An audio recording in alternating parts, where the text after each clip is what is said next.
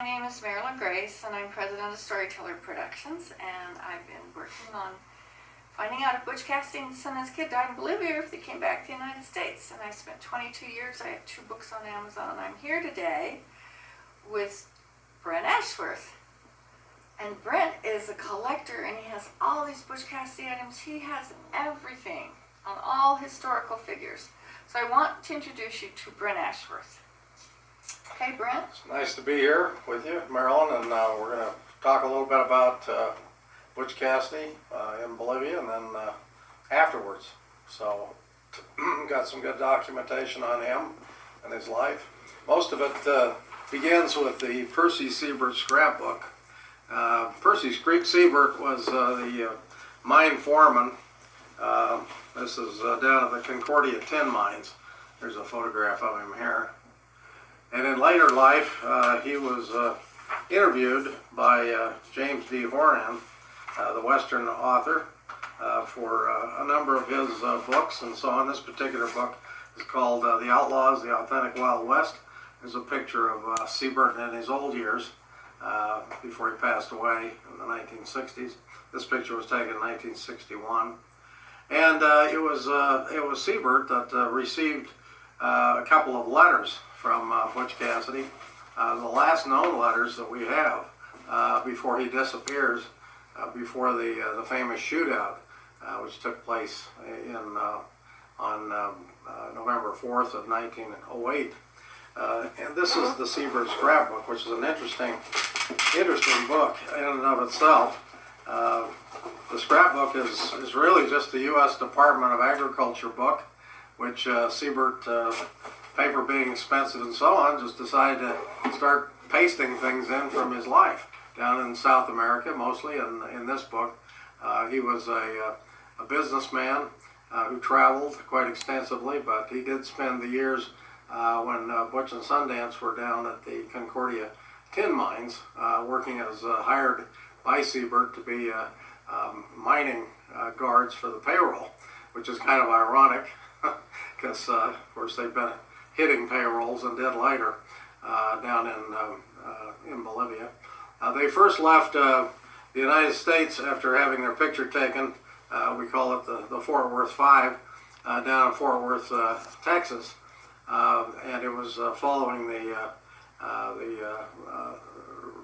robbery in Nevada that they did, and they decided to get new suits and to dress up in the Fort Worth Five picture, and decide to send a note back to the bank saying thanks for the contribution. Well, of course, that Fort Worth 5 picture was shown to all the law enforcement people in the United States and abroad, and that made it so it was too hot for them to stay in the United States. So along with Sundance's girlfriend at a place, they took off from New York for South America. They ended up down in Argentina originally, and then they went to Chile for a short bit, and then ended up in Bolivia.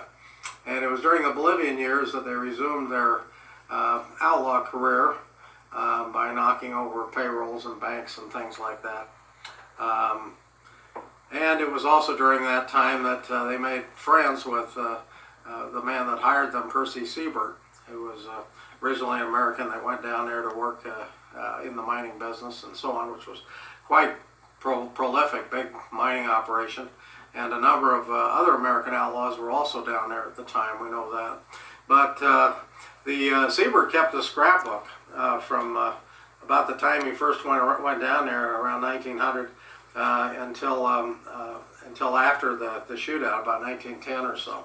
And it was during that time that he made friends with Butch and Sundance. He knew of their robbery background, and he made them promise that they'd never knock over his payroll, which, as far as we know, they never did. They stuck with their word.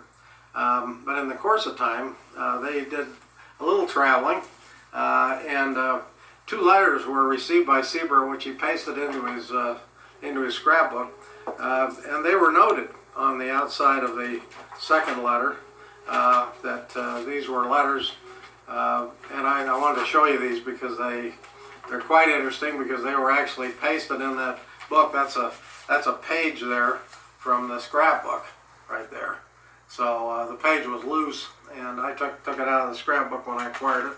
The scrapbook has an interesting history because James D. Horan, the historian, the first one we know that ran into it when he made friends with Siebert back in the around 1960-61, before his death. And the scrapbook was given to a family member. It went to a Mrs. Robert W. Klein in Williamsport, Maryland. Then a friend of mine, who I'll just call Craig, because he didn't want his identity known, purchased it, and I purchased it from him. So it has a pretty direct trail on the way back. But more importantly, the two letters were picked up by author Larry Pointer, among others, in a book he entitled In Search of Butch Cassidy, which came out in 1979. And it was in that book that he first wrote about these letters. Maybe I can just read you the text and then I'll show you the letters. At this point, I'm quoting from Larry Pointer's book, page 208. Cassidy tells of Etta's departure. Betty Price, who was her name, undercover name, returned to Buenos Aires as the hardship would be too much for her. Maxwell, which was one of the names that Butch went by at the time, J.P. Maxwell, gave Betty all his money, as they figured it would be their last meeting on this earth. Etta Place also is conspicuously absent in Cassidy's next documented whereabouts on November 12, 1907, when he wrote, quote, to the boys at Concordia from Santa Cruz, Bolivia, some 400 miles to the east on the Bolivian plains. And this is the letter. He's writing it to Percy Siebert and to the boys at Concordia. He says, we arrived here about 3 weeks ago after a very pleasant journey and found just the place I have been looking for 20 years. And Ingersoll, speaking of at the time the name that was given to Sundance, likes it better than I do. He says he won't try to live anywhere else. This is a town of 18,000 and 14,000 are females, and some of them are birds, meaning prostitutes, fallen doves. This is the only place for old fellows like myself. Cassidy would have been 41 then.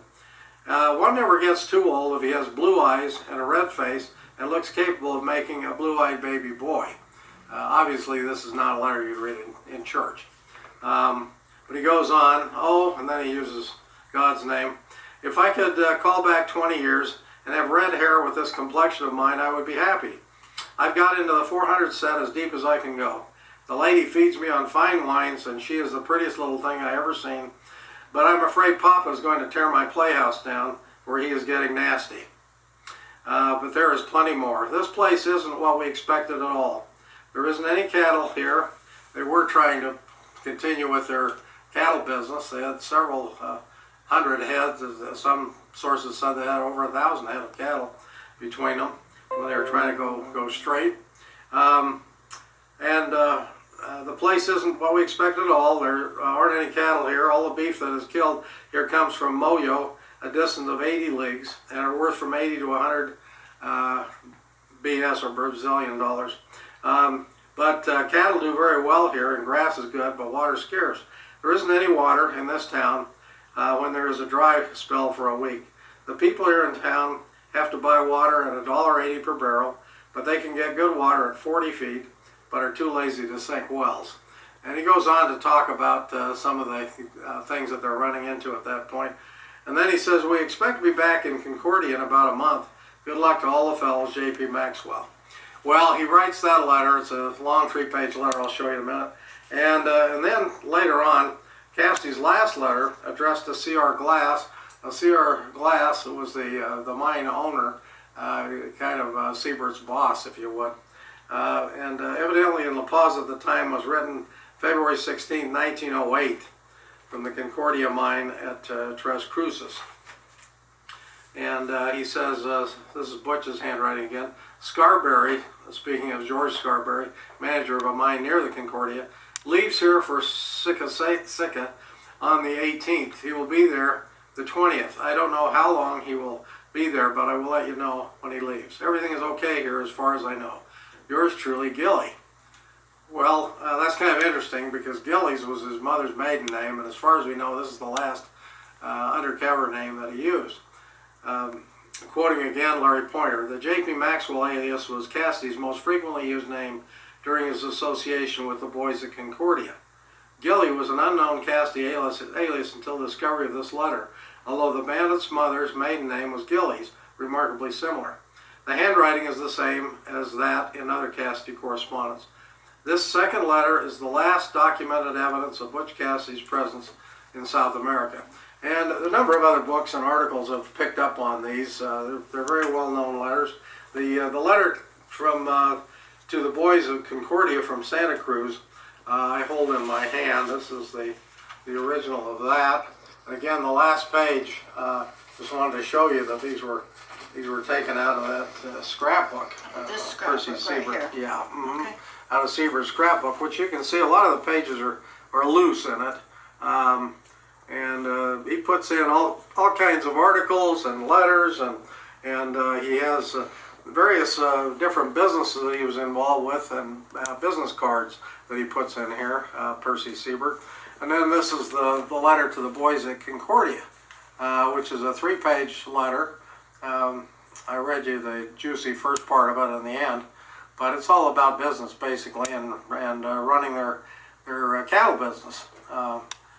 Which they were attempting to go straight on at the time, and then the second letter, which was with it, and in the scrapbook, these were all together, has a note in Percy Siebert's handwriting at the top: letters received from Cassidy or Maxwell, and it's right at the top of the letter.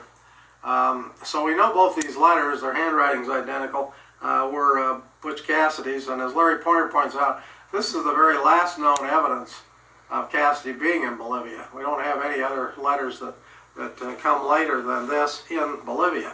And it's written at Tres Cruces, February 16, 1908, to C.R. Glass, the mining owner there. And I've read you the text of the letter, but it's signed Gillies. What's the month? This was dated in February 16, 1908. The famous shootout that they've, Chapman and others said that they had been killed in was not till November 4th. So this is the same year as they disappeared in South America.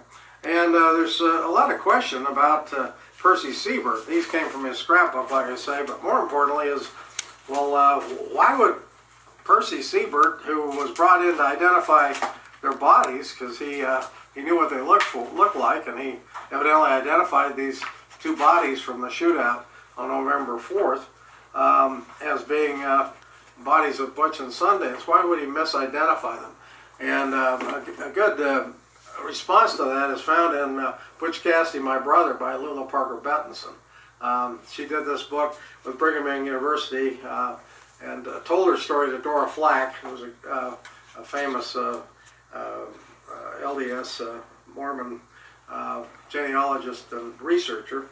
And I'm just quoting from page 184, where she talks about Butch making a visit back from South America to their home with his father and her present. Now, she had not met her older brother. She'd heard about him, and some criticism of her eyewitness that he came back is based on the fact that she wouldn't have known him because he was already, out and about as an outlaw before she was born. But the dad was around. His dad was around. He certainly would know, and he is quoted by her and Butch here. They had a conversation that she overheard and wrote about in giving her book to Dora Flack. Any rate, he says, just what did happen? Dad asks. I don't really know myself. I heard they got Percy Siebert from the Concordia tin mines. Now, this would be Butch telling his dad and sister what had happened and family. I heard they got Percy Siebert from the Concordia tin mines to identify a couple of bodies as Butch Cassidy and the Sundance Kid, all right. I wondered why Mr. Siebert did that. Then it dawned on me that he would know this was the only way we could go straight. I'd been close to Siebert. We talked a lot, and I knew how sick of the life, he knew how sick of the life I was in that I was. He knew I'd be hounded as long as I lived. Well, I'm sure he saw this as a way for me to bury my past along with somebody else's body so I could start over. I'd saved this and Mr. Glass's lives on a couple of occasions, and I guess he figured this was how he could pay me back. funny thing, Ma always used to say, a friend in need is a friend indeed. I guess you could say some of your mother's bread cast on the water came back to you, Dad said. And so that was that part of the conversation about Percy Siebert. But his name comes up pretty directly because he evidently misidentified their bodies after they were shown to him when he was brought in to identify them after the famous shootout down in Bolivia in 1908. And of course, we believe he had a full life after that. Absolutely. Yeah. I don't know if there's any more on that you want to. Let me just, Yeah. again, why don't